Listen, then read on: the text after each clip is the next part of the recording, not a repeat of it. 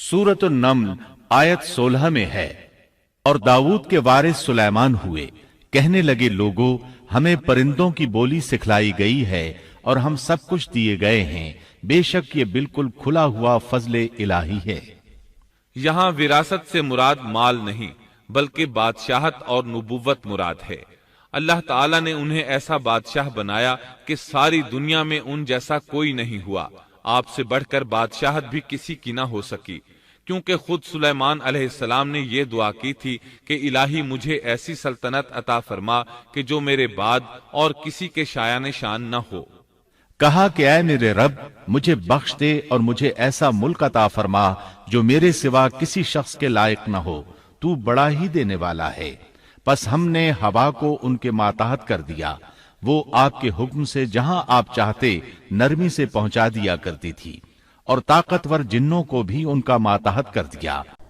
आऊज़ु बिल्लाहि मिनश शैतानिर रजीम, बिस्मिल्लाहिर रहमानिर रहीम। अस्सलामु अलैकुम वरहमतुल्लाहि वबरकातुहू। नाज़रीन, उम्मीद करती हूँ कि आप सब खैर वाफियत के साथ होंगे। ये है इस्लामिक चैनल अल ज़िक्र। आप सबको इस चैनल में खुशामदीद कहती हूँ।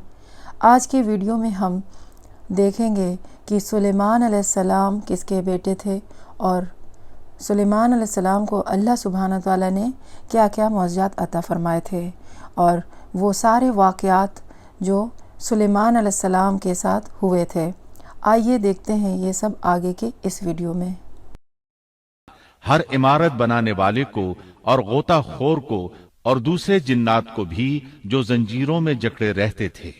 जिन सुलेमान अलैहिस्सलाम के हुक्म से बुलंदो बाला इमारतें तामीर करते थे, दरियाओं में गोता लगाकर उनसे हीरे जवाहिरात और मोती वगैरह निकालते थे। दूसरे जो काम आम इंसानों की ताकत से ज्यादा होते थे वो आप जिन्नों से लिया करते थे। जो जिन आपके हुक्म से सरताबी करते या शरारतें करके काम में रुकावट डालते या दूसरों को तंग करते तो आप उन्हें जंजीरों में जकड़कर कैद खाने में डाल देते, और ये आप पर अल्लाह की तरफ से बहुत बड़ा इनाम और एहसान था, जैसा कि अल्लाह ताला सूरत स्वाद आयत 39 में फरमाते हैं, ये है हमारा अतिया, अब तू एहसान कर या रोक रख, कुछ हिसाब नहीं। अल्लाह ताला ने सुलेमान अलैहिस्सलाम को उन पर कब्जा और इख्तियार दे दिया और फरमाया, अब आपकी मर्जी, आप इन्हें सजा दें या दरगुजर करें, किसी को कुछ दें या रोक लें, आपके लिए सब कुछ जायज है। दूसरे मकाम पर अल्लाह ताला सूरह सबा आयत 12 में फरमाते हैं, और उसके रब के हुक्म से बास जिन्नात उसकी माताहती में उसके सामने काम करते थे, और उनमें से जो भी हमारे हुक्म से सरकशी करे हम उसे भड़कती हुई आग के अजाब का मजा चखाएंगे।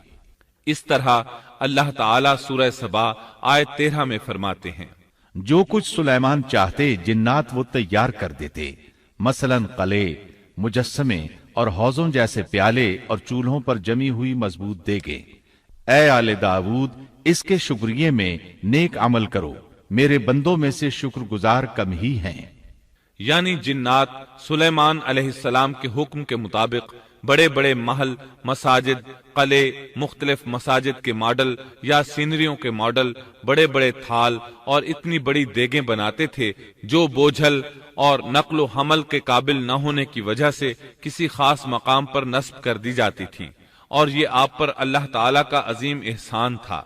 इसके अलावा दीगर मोजज़ात से भी अल्लाह ताला ने आपको सरफराज फरमाया था, जैसा कि सूरतुल अंबिया आयत 82 में अल्लाह ताला फरमाते हैं, इसी तरह बहुत से शयातीन भी हमने उसके ताबे किए थे जो उसके फरमान से गोता लगाते थे, और इसके सिवा भी बहुत से काम करते थे, उनके निगहबान हम ही थे।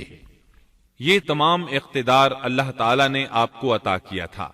आपके मोजज़ात में से एक मोजज़ा ये भी था कि हवा आपके लिए मुसख्खर यानी मुती और फरमा बरदार थी।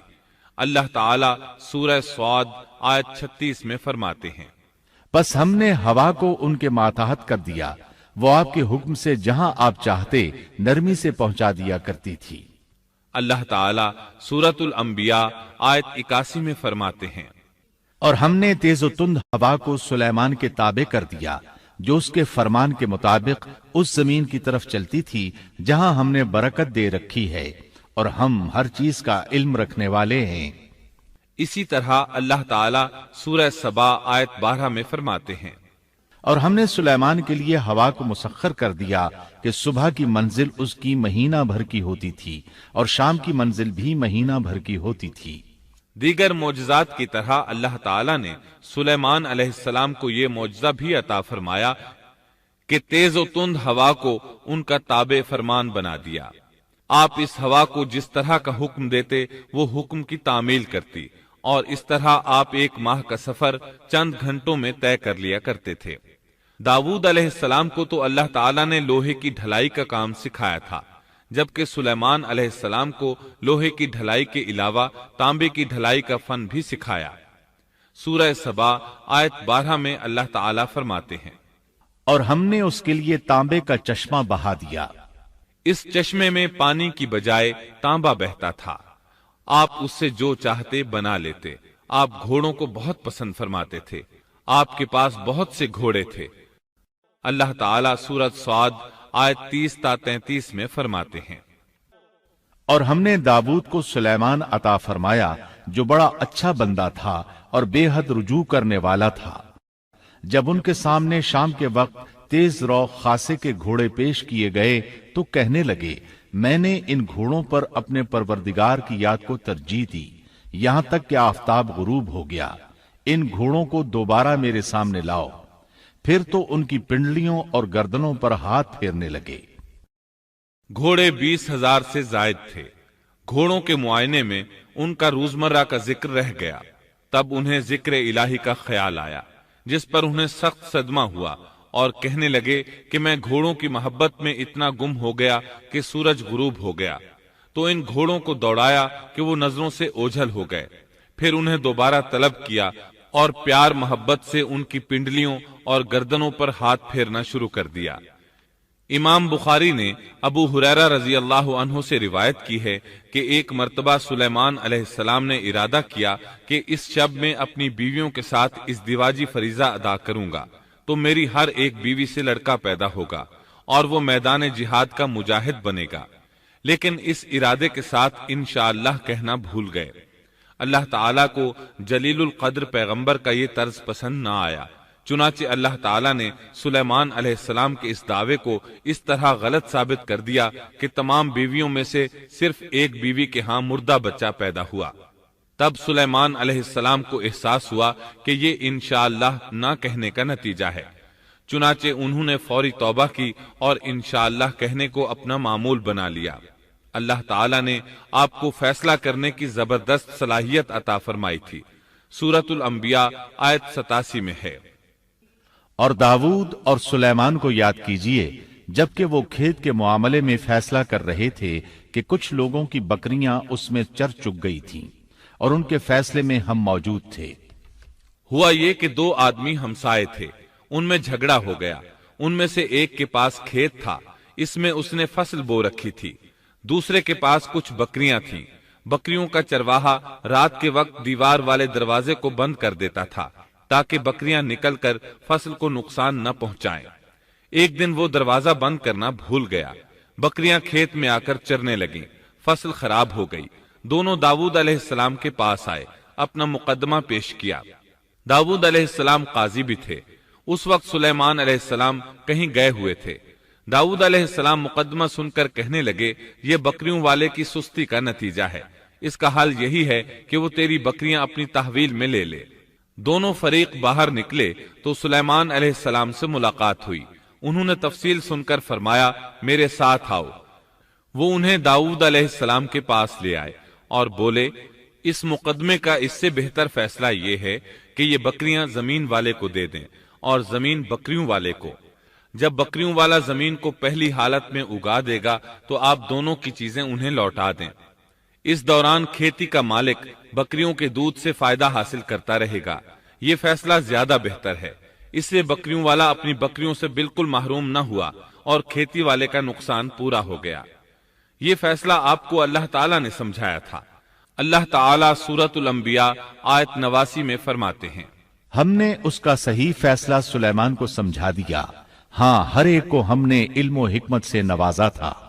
بخاری اور مسلم میں ایک حدیث ہے، اس میں اسی قسم کا ایک واقعہ بیان ہوا ہے کہ دو عورتیں اپنا مقدمہ داؤد علیہ السلام کے پاس لائیں۔ دونوں کو اللہ نے ایک ایک بچہ دے رکھا تھا۔ ایک بھیڑیے نے حملہ کر کے بڑی عمر والی کا بچہ چیر پھاڑ ڈالا۔ عورت چالاک تھی، اس نے چھوٹی عمر والی کا بچہ چھین لیا کہ یہ میرا بچہ ہے۔ داؤد علیہ السلام نے دیکھا بچہ بڑی عورت کے پاس ہے تو اس کے حق میں فیصلہ دے دیا۔ سلیمان علیہ السلام نے داؤد علیہ السلام سے اجازت چاہتے ہوئے کہا، کیا میں اس مقدمے کا فیصلہ کر سکتا ہوں؟ انہوں نے اجازت دے دی۔ سلیمان علیہ السلام نے عورت سے کہا، بچہ مجھے دے دو۔ بچہ ہاتھ میں لے کر انہوں نے تلوار نکالی اور دونوں عورتوں سے فرمایا، میں اس کے 2 ٹکڑے کر کے تم دونوں میں برابر برابر تقسیم کرنے لگا ہوں۔ یہ سن کر بڑی عورت بولی کہ ٹھیک ہے، جبکہ چھوٹی عورت مامتا کی وجہ سے چلا اٹھی کہ آپ اسے زندہ رہنے دیں اور اسے دے دیں۔ یہ سنتے ہی سلیمان علیہ السلام بول اٹھے، تو ہی اس کی ماں ہے، جس سے اپنے بچے کے ٹکڑے دیکھنا برداشت نہ ہو سکا، پھر بچہ اسے دے دیا۔ سلیمان علیہ السلام کا ایک تیسرا واقعہ قرآن میں یوں ہے، سورۃ النمل آیت 17 اور 18 میں ہے، اور سلیمان کے سامنے ان کے تمام لشکر جنات، انسان اور پرندوں میں سے جمع کیے گئے، ہر قسم الگ الگ کھڑی کر دی گئی۔ جب وہ چیونٹیوں کے میدان میں پہنچے تو ایک چیونٹی نے کہا، اے چیونٹیوں، اپنے اپنے گھروں میں گھس جاؤ، ایسا نہ ہو کہ بے خبری میں سلیمان اور ان کا لشکر تمہیں روند ڈالے۔ ان تمام لشکروں کو اکٹھا کیا گیا تھا۔ اللہ تعالی نے چیونٹی کی یہ بات سلیمان علیہ السلام کو سنوا دی۔ سورہ نمل آیت 19 میں ہے، اس کی اس بات پر سلیمان مسکرا کر ہنس پڑے اور دعا کرنے لگے کہ اے پروردگار، تو مجھے توفیق دے کہ میں تیری ان نعمتوں کا شکر بجا لاؤں جو تو نے مجھ پر انعام کی ہیں، اور میں ایسے نیک اعمال کرتا رہوں جن سے تو خوش رہے، اور مجھے اپنی رحمت سے نیک بندوں میں شامل فرما۔ آپ کا ایک واقعہ ملکہ بلقیس کے ساتھ پیش آیا۔ سورہ نمل آیت 20 تا 25 میں ہے، آپ نے پرندوں کی دیکھ بھال کی اور فرمانے لگے، کیا بات ہے کہ ہدہد نظر نہیں آ رہا؟ کیا وہ واقعی غیر حاضر ہے؟ یقیناً میں اسے سخت سزا دوں گا یا اسے ذبح کر ڈالوں گا، یا وہ میرے سامنے کوئی معقول وجہ بیان کرے۔ کچھ زیادہ دیر نہ گزری تھی کہ اس نے آ کر کہا، میں ایک ایسی خبر لایا ہوں کہ آپ کو اس کی خبر ہی نہیں، اور میں سبا کی ایک سچی خبر آپ کے پاس لایا ہوں۔ میں نے دیکھا ہے کہ ان کی بادشاہ ایک عورت ہے جسے ہر قسم کی چیز سے کچھ نہ کچھ دیا گیا ہے، اور اس کا تخت بھی بڑا عظیم ہے۔ میں نے اسے اور اس کی قوم کو اللہ تعالیٰ کو چھوڑ کر سورج کو سجدہ کرتے ہوئے پایا ہے۔ شیطان نے ان کے کام مزین کر کے انہیں دکھلا کر سیدھے راستے سے ہٹا دیا ہے، پس وہ ہدایت پر نہیں آتے کہ اسی اللہ کو سجدہ کریں جو آسمانوں اور زمینوں کی پوشیدہ چیزوں کو باہر نکالتا ہے، اور جو کچھ تم چھپاتے اور ظاہر کرتے ہو وہ سب کچھ جانتا ہے۔ ہدہد نے اللہ تعالیٰ کی یہ صفت اس لیے بیان کی کہ یہ اپنی حس کے ذریعے زمین میں پانی والے حصے کا پتہ چلا لیتا ہے۔ سلیمان علیہ السلام کو بھی یہی ہدہد بتایا کرتا تھا کہ پانی کہاں ہے، پھر آپ جنات کے ذریعے پانی نکلواتے تھے۔ یہ اطلاع سن کر سلیمان علیہ السلام حیران ہوئے۔ آپ نے ہدہد سے کہا، ہم ابھی تمہاری بات کی تصدیق کر لیتے ہیں۔ سورہ نمل آیت 27 اور 28 میں ہے۔ سلیمان نے کہا، اب ہم دیکھیں گے کہ تو نے سچ کہا ہے یا تو جھوٹا ہے۔ میرے اس خط کو لے جا کر انہیں دے دے، پھر ان کے پاس سے ہٹ آ اور دیکھ کہ وہ کیا جواب دیتے ہیں۔ آپ نے ایک خط لکھ کر اسے دیا۔ ہدہد وہ خط لے کر ملکہ بلقیس کے محل پہنچا۔ خط اس کے سامنے گرا کر خود دیوار پر جا بیٹھا۔ خط دیکھ کر ملکہ بلقیس نے کہا، وہ کہنے لگی، اے سردارو، میری طرف ایک باوقت خط ڈالا گیا ہے جو سلیمان کی طرف سے ہے، اور جو بخشش کرنے والے مہربان اللہ کے نام سے شروع ہے، یہ کہ تم میرے سامنے سرکشی نہ کرو اور مسلمان بن کر میرے پاس آ جاؤ۔ اس نے کہا، اے میرے سردارو، تم میرے اس معاملے میں مجھے مشورہ دو۔ میں کسی امر کا قطعی فیصلہ جب تک تمہاری موجودگی اور رائے نہ ہو نہیں کیا کرتی۔ ان سب نے جواب دیا کہ ہم طاقت اور قوت والے، سخت لڑنے بھیڑنے والے ہیں، آگے آپ کو اختیار ہے، آپ خود ہی سوچ لیجئے کہ ہمیں آپ کیا کچھ حکم فرماتی ہیں۔ اس نے کہا کہ بادشاہ جب کسی بستی میں گھستے ہیں تو اسے اجاڑ دیتے ہیں اور وہاں کے باعزت لوگوں کو ذلیل کر دیتے ہیں، اور یہ لوگ بھی ایسا ہی کریں گے۔ میں انہیں ایک ہدیہ بھیجنے والی ہوں، پھر फिर देख लूंगी कि कासिद क्या जवाब लेकर लौटते हैं। मलिका बल्कीस ये अंदाजा करना चाहती थी कि सुलेमान अलैहिस्सलाम किस किस्म के बादशाह हैं और ये कि वो उनके खिलाफ लड़ सकेंगे या नहीं। चुनाचे उसने फिलिस्तीन की तरफ बेशुमार तहाइफ रवाना किए ताकि लड़ाई की नौबत न आए, लेकिन जब ये तहाइफ सुलेमान अलैहिस्सलाम के पास पहुंचे तो आप गजबनाक हो गए। बस जब कासिद सुलेमान के पास पहुंचा तो आपने फरमाया, क्या तुम माल से मुझे मदद देना चाहते हो? मुझे तो मेरे रब ने उससे बहुत बेहतर दे रखा है जो उसने तुम्हें दिया है, बस तुम ही अपने तोहफे से खुश रहो। जा, उनकी तरफ वापस लौट जा, हम उनके मुकाबले पर वो लश्कर लाएंगे जिनके सामने पड़ने की उनमें ताकत नहीं, और हम उन्हें जलीलो पस्त करके वहां से निकाल बाहर करेंगे। कासिद उनका जवाब सुनकर और ये सूरत हाल देखकर दहशत ज़दा हो गए। उन्होंने बल्कीस के पास जाकर सारी हकीकत बयान कर दी। मलिका बल्कीस ने उन्हें पैगाम भिजवाया कि हम इस्लाम कबूल करने के लिए तैयार हैं। सुलेमान अलैहिस्सलाम तक इसका पैगाम पहुंचा तो आप अपने दरबारियों की तरफ मुतवज्जे हुए। आपने फरमाया, ऐ सरदारो, तुम में से कोई है जो उनके मुसलमान होकर पहुंचने से पहले ही उसका तख्त मुझे ला दे। एक कवि हैकल जिन कहने लगा, आप अपनी मजलिस से उठें, इससे पहले मैं उसे आपके पास ला देता हूं। यकीन मानिए कि मैं इस पर कादिर हूं और हूं भी अमानतदार। जिसके पास किताब का इल्म था वो बोल उठा कि आप पलक झपकाएं, इससे भी पहले मैं उसे आपके पास पहुंचा सकता हूं। जब आपने उसे अपने पास मौजूद पाया तो फरमाने लगे, यही मेरे रब का फजल है ताकि वो मुझे आजमाए कि मैं शुक्रगुजारी करता हूं या नाशुक्री।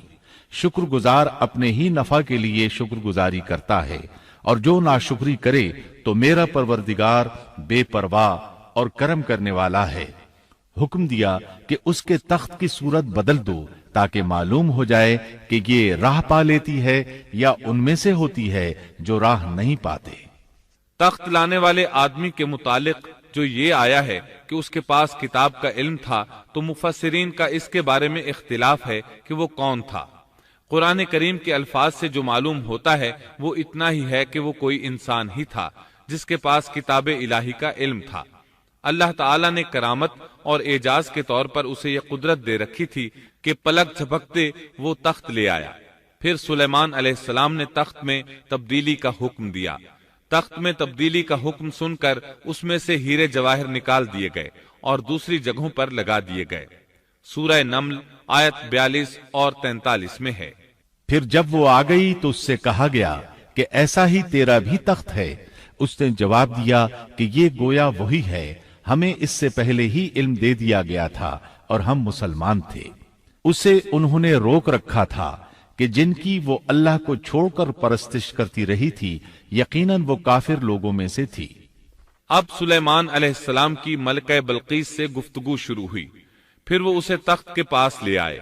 उससे पूछा, क्या तेरा तख्त भी इसी तरह का है? उसने बहुत अच्छा और फसाहत से भरपूर जवाब दिया। उसने ना तो ये कहा कि हाँ, क्योंकि वो तो अपना तख्त पीछे सबा के इलाके में छोड़ आई थी, यहाँ कैसे आ सकता था। ना उसने ये कहा कि ना, क्योंकि ये वही महसूस हो रहा था। अलबत्ता इसमें कदरे तब्दीली महसूस हो रही थी। उसने अजीब जुमले में जवाब दिया कि ये वही लगता है। सुलेमान अलैहिस्सलाम ये जवाब सुनकर हैरान हुए।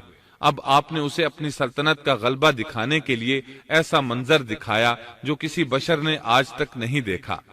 चुनाचे आप उसे एक महल में ले गए। यह मुकम्मल तौर पर शीशे का था। इससे दूसरी तरफ देखा जा सकता था।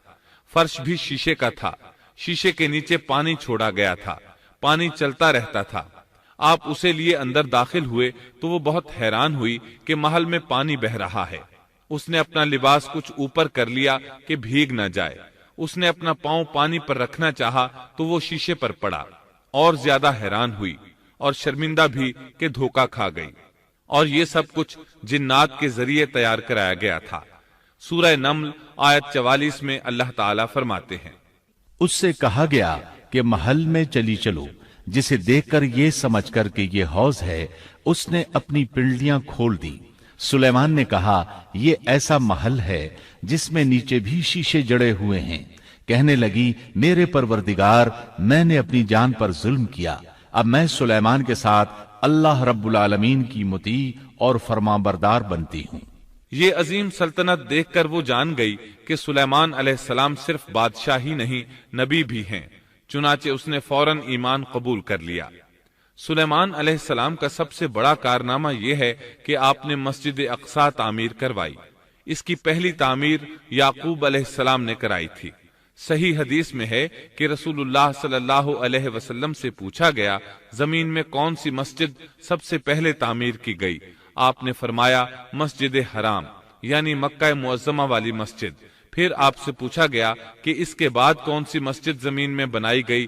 آپ نے جواب دیا مسجد اقصی۔ جب بخت نصر نے قدس پر قبضہ جما لیا تو اس نے مسجد اقصی ڈھا دی، لیکن پھر سلیمان علیہ السلام کو اللہ تعالیٰ نے بادشاہت عطا کی تو انہوں نے ازسر نو تعمیر کا کام شروع کرایا۔ اس کے ساتھ ہی انہوں نے ہیکل سلیمانی بھی تعمیر کروایا۔ یہود آج تک اس کو مقدس سمجھتے ہیں۔ یہ مسجد اقصی کے بالکل قریب ہے۔ مسجد اقصی کی فضیلت میں بہت سی روایات ملتی ہیں، جیسا کہ رسول اللہ صلی اللہ علیہ وسلم کا ارشاد ہے، مسجد حرام میں ایک نماز کا ثواب 1,00,000 نمازوں کے برابر ہے، مسجد نبوی میں ایک نماز کا ثواب 1,000 نماز کے برابر ہے، اور مسجد اقصی میں 500 نمازوں کے برابر ثواب ملتا ہے۔ مسند احمد میں عبداللہ بن عمرو بن عاص رضی اللہ عنہما سے روایت ہے کہ رسول اللہ صلی اللہ علیہ وسلم نے فرمایا، جب سلیمان علیہ السلام نے بیت المقدس کو تعمیر کیا تو اللہ تعالیٰ سے 3 دعائیں مانگی، ان میں سے اللہ تعالیٰ نے 2 قبول فرمائیں اور ایک کے بارے میں ہم امید رکھتے ہیں کہ وہ ہمیں ملے گی۔ انہوں نے پہلا سوال یہ کیا کہ مجھے ایسی حکومت دے جو تیری حکومت کے موافق ہو، یعنی عدل و انصاف کی فراوانی ہو اور کسی پر ظلم و زیادتی نہ ہو۔ اللہ نے یہ دعا قبول فرمائی۔ دوسرا سوال یہ کیا مجھے ایسا ملک عطا فرما جو میرے سوا کسی شخص کے لائق نہ ہو۔ اللہ تعالیٰ نے یہ دعا بھی قبول فرما لی۔ تیسرا سوال یہ کیا کہ جو شخص بھی گھر سے نکلے اور وہ مسجد اقصی میں نماز پڑھنے کا ارادہ رکھتا ہو تو وہ اپنے گناہوں سے اس طرح نکل جائے جس طرح کے پیدائش کے دن تھا۔ اس تیسرے سوال کے متعلق رسول اللہ صلی اللہ علیہ وسلم نے فرمایا، امید ہے یہ دعا اللہ نے ہمارے لیے رکھ لی ہو۔ اللہ تعالیٰ نے انہیں اس قدر طاقت اور قدرت عطا فرمائی تھی، لیکن اس کے باوجود آپ بشر تھے اور موت ہر بشر کو پہنچ کر رہتی ہے۔ انسان جس قدر بھی قدرت حاصل کر لے، جتنا بھی غلبہ پالے، جتنی بھی عظمت حاصل کر لے، لیکن موت سے نہیں بچ سکتا۔ اللہ تعالیٰ نے تو نبی کریم صلی اللہ علیہ وسلم کے متعلق فرمایا ہے، سورۃ الزمر آیت 30 میں ہے، بے شک خود آپ کو بھی موت کا مزہ چکھنا ہے اور یہ سب بھی مرنے والے ہیں۔ اللہ تعالیٰ نے چاہا کہ سلیمان علیہ السلام کی موت سے بھی لوگوں کو عبرت ہو اور نشانیاں ظاہر ہوں، کیونکہ اس دور میں لوگ جنات کے فتنے میں مبتلا تھے۔ یہ خیال کرتے تھے کہ جنات کو غیب کا علم ہے۔ اللہ تعالیٰ نے چاہا کہ لوگوں کو سلیمان علیہ السلام کی موت کے ذریعے بتائیں کہ جنات کو علم غیب نہیں ہے۔ ایک دن سلیمان علیہ السلام نے جنات کو سختی کے ساتھ مسخر کیا اور وہ آپ کے سامنے کام کرنے لگے۔ آپ ان کی نگرانی کرتے رہتے۔ جنات کے دلوں میں آپ کا بہت خوف تھا۔ آپ انہیں سستی کرنے پر سخت سزا دیتے تھے۔ آپ کھڑے ان کی نگرانی کر رہے تھے۔ اس وقت آپ کی عمر 150 سال تھی۔ جنات بیت المقدس کی تعمیر میں مصروف تھے۔ ایسے میں آپ نے اپنا عصا پکڑا اور اس پر اپنی ہتھیلیاں ٹکا دی، پھر ہتھیلیوں پر اپنا سر رکھ دیا۔ اس طرح ان کی نگرانی کرتے رہے۔ اسی حالت میں اللہ تعالیٰ نے آپ کی روح قبض کر لی، تاہم آپ کی آنکھیں کھلی رہیں۔ ادھر جن مسلسل کام میں لگے رہے۔ وہ یہی خیال کرتے رہے کہ سلیمان علیہ السلام زندہ ہیں اور انہیں دیکھ رہے ہیں۔ آپ کا خلیفہ آیا تو وہ جان گیا آپ انتقال کر گئے ہیں، لیکن اس نے بھی جنات پر یہ بات ظاہر نہ کی۔ اس طرح 2 سال گزر گئے۔ جن اس قدر سخت نگرانی پر حیران تھے۔ وہ دیکھ رہے تھے کہ 2 سال سے سلیمان علیہ السلام نے حرکت تک نہیں کی، پلک تک نہیں جھپکی۔ ادھر اللہ تعالیٰ نے دیمک کو سلیمان علیہ السلام کے عصا پر مسلط کر دیا۔ وہ اندر اندر لاٹھی کو کھوکھلا کرتی رہی۔ آخر لاٹھی ٹوٹ گئی۔ سلیمان علیہ السلام زمین پر گر گئے۔ اس وقت جنات کو پتا چلا کہ انہیں فوت ہوئے تو عرصہ دراز ہو چکا ہے۔ تب انسانوں کو بھی معلوم ہو گیا کہ جنات کو غیب کا علم نہیں ہے۔ اللہ تعالیٰ سورہ سبا آیت 14 میں فرماتے ہیں، پھر جب ہم نے ان پر موت کا حکم بھیج دیا تو ان کی خبر جنات کو کسی نے نہ دی سوائے گھن کے کیڑے کے جو ان کے عصا کو کھا رہا تھا۔ پس جب سلیمان گر پڑے تو اس وقت جنات نے جان لیا کہ اگر وہ غیب دان ہوتے تو اس ذلت کے عذاب میں مبتلا نہ رہتے۔ اس طرح اللہ تعالیٰ نے لوگوں کو مطلع کر دیا کہ جنات بھی مخلوق ہیں، غیب دان نہیں۔ جی ناظرین، آپ نے اس ویڈیو میں دیکھا کہ سلیمان علیہ السلام کو اللہ سبحانہ و تعالیٰ نے کون سے معجزات عطا فرمائے تھے اور صلاحیت اور حکمت کے ساتھ فیصلہ لینے کی کیا طاقت عطا کی تھی۔ سلیمان علیہ السلام کے وہ سارے واقعات بھی اس ویڈیو میں بیان کیے گئے ہیں جو ان کے ساتھ ہوئی تھی، جیسے ہدہد کا واقعہ اور ملکہ سبا کا واقعہ اور وہ 2 ماؤں کا واقعہ جس کی اولاد کا فیصلہ نہیں ہو پا رہا تھا، وہ سلیمان علیہ السلام نے ایک حکمت کے ذریعے کر دیا۔ جی ناظرین، اگر آپ کو یہ ویڈیو پسند آیا ہو تو اس کو لائک کریں، شیئر کریں اور سبسکرائب کریں چینل کو۔ میں نیکسٹ ویڈیو میں پھر ملوں گی، تب تک کے لیے اللہ حافظ۔